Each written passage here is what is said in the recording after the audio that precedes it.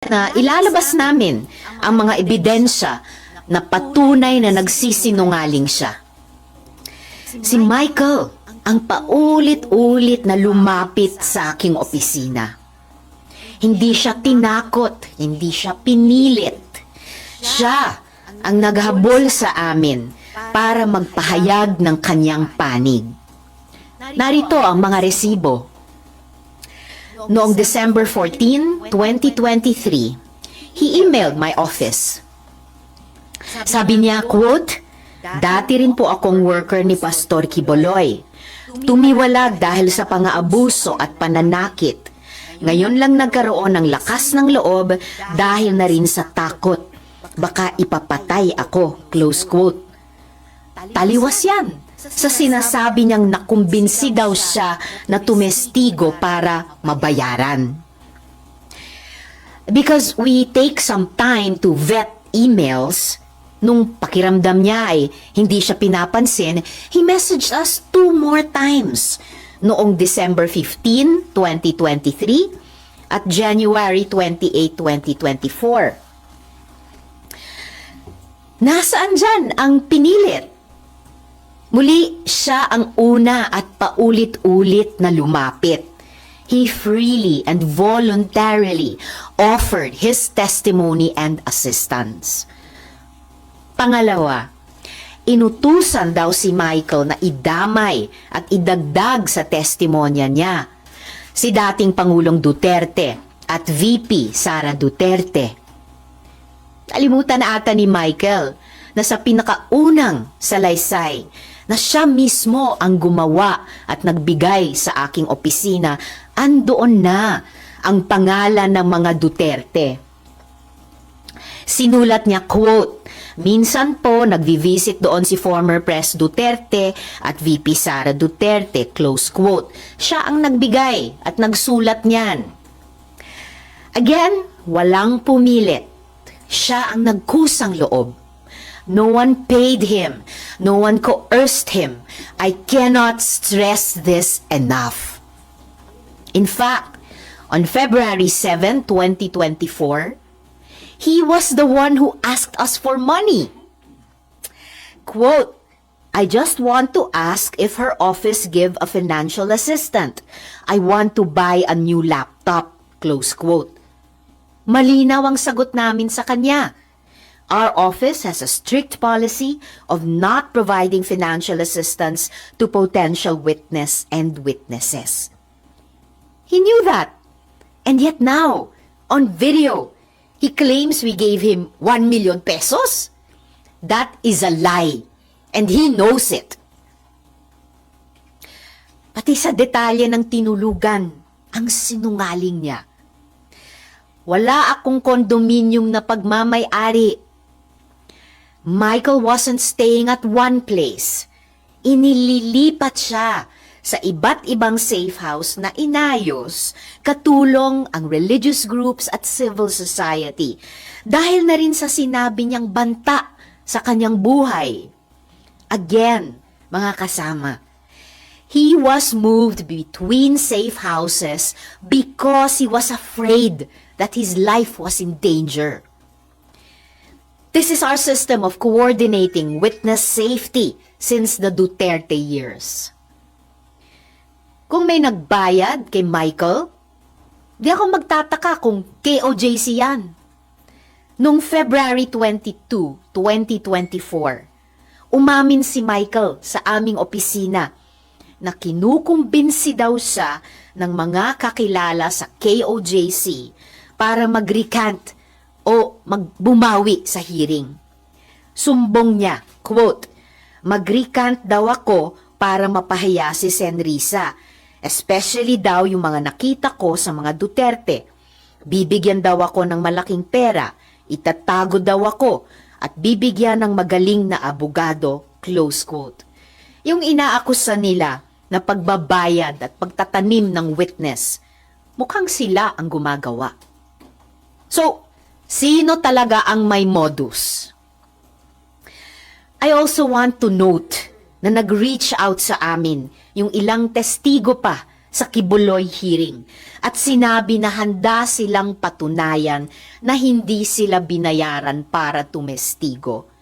Remember that Michael is only one of 14 witnesses na hindi nga siya ang star witness.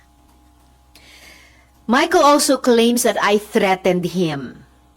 Yet, on June 22 and 23, 2025, just this month, just last week, Michael was the one frantically messaging my staff. Sabi niya, quote, "Help me, kinidnap ako at tinatakot ako ng kingdom. Dito ako kinulong sa Glory Mountain. Send rescue now." Close quote. We took his messages seriously. We forwarded them to the PNP in Davao for immediate action. At noong kumikilos na ang PNP, biglang lumabas ang video. Bago pa iyan, nakailang mensahe na rin si Michael na hinaharas siya ng ilang hindi kilalang individual pagkatapos ng pagdinig sa Senado. Katulad iyan ng nangyari sa Farmally hearings, kung saan dokumentado namin yung pagsumbong ng witnesses na siya ay tinakot at hinaras ng kampo ng Farmally. Yan ang totoong modus nila. So this is the real pattern here. After testifying in the Senate, witnesses are harassed and threatened, and then suddenly flipped. So let's call this what it is: witness tampering, fake news, psychological warfare. Ang mga kasinungalingan ay insulto sa pagdurusa at tapang ng mga witnesses. Tandaan natin, 14 sila. Mga witnesses na naglahad sa mga abusong ginawa sa kanila ni Kibuloy at ng KOJC. Sinungaling na nga nang haharas pa. Michael exposed people who trusted the Senate with their stories. And these are people who were already afraid. Now they are in danger. Again, yan ang talagang kinagagalit ko. Hindi lang ito paninira. Those responsible for this video crossed a line and they will be held to account. Muli, I have consulted with my legal team and on Wednesday, we will file a complaint with the NBI. We will work with them for a full investigation into the people who created this video and the networks amplifying it. And we're not stopping there. We are preparing criminal complaints. To those behind this, you don't scare us, but you should be scared of the truth. Because no one gets to endanger our witnesses, my staff, or harass the Senate with impunity. We will not let this slide. We will fight back. Hindi nila mapipigilan ang katotohanan.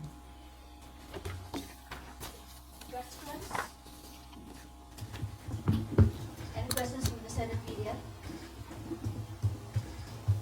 Yes, sir. Ma'am, are you saying na yung si Michael po now is pwede siyang biktima dito na ginagamit siya?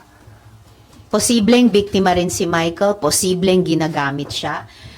Pero kasabay ng pagdasal ko para sa kanyang kaligtasan, kung tulad ng takot niya, siya ay kikidnapin, kahit pinagdarasal ko ang kanyang paglaya at kaligtasan, kailangan managot din siya sa kanyang pagsisinungaling ngayon. And ma'am, meron po rin bang feedback yung PNP about ano po yung sitwasyon niya ngayon? Basta ang latest na alam kong ginagawa ng PNP noon ay kumikilos din sila agad doon sa finoward naming mga messages ni Michael noon lamang, June 22 at 23. Pero habang sila ay kumikilos na noon tungkol sa kanyang cry for help, yung kanyang hiling na ma-rescue siya, biglang lumabas na itong video na ito. Thank you. Next. Si Ma'am. Next, si Victoria. Sen Ann po from Brigada. Ma'am, after lumabas yung issue about kay alias Rene, si Attorney Roque said that ang dami niya raw pong invento and he even encourages the public po na magsampa ng ethics complaint against you para mapatalsik sa Senado. Any comment po regarding this? Bukas sa kahit sinong mamamayan na mag-file ng ethics complaint. Pero parang si Harry Roque ang maraming sinasabi. Umuwi muna siya. Humarap muna siya dito sa Senado. Haharapin ko siya kahit saan. Pero ngayon, bitawan na niya yung buhay pugante niya.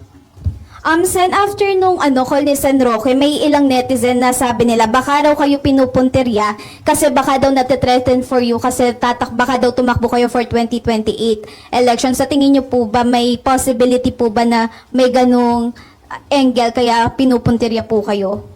Anything is possible, pero para sa akin, saka na yung ganyang mga usapin na iyan. Tututok muna ako dito sa mahalagang isyong ito na may kinalaman sa trabaho ko sa Senado. Kasama na po, syempre, yung pagiging senator judge sa isa pang importanteng proseso. Thank you po, Sen. Victoria Tulad. Hi, ma'am. Ma'am, may specific cases na kayo in mind against Michael or the people who might be behind this? At yung kay OJC ba part of yung mga taong sasampahan nyo ng kaso? Finalize po namin ang mga kasong ihahain namin simula sa Miyerkules sa NBI, kung sino ang mga tao at grupo na papangalanan ko na doon. And we will give you the final details before on the day that we will file that complaint. At kasunod po niyan, gaya ng nabanggit ko kanina, naghahanda na rin po kami ng mga criminal complaints. Raymond Lepaz, DZRH. How does it feel? Ako personally, nakita ko yung video because it was shared by one of your colleagues.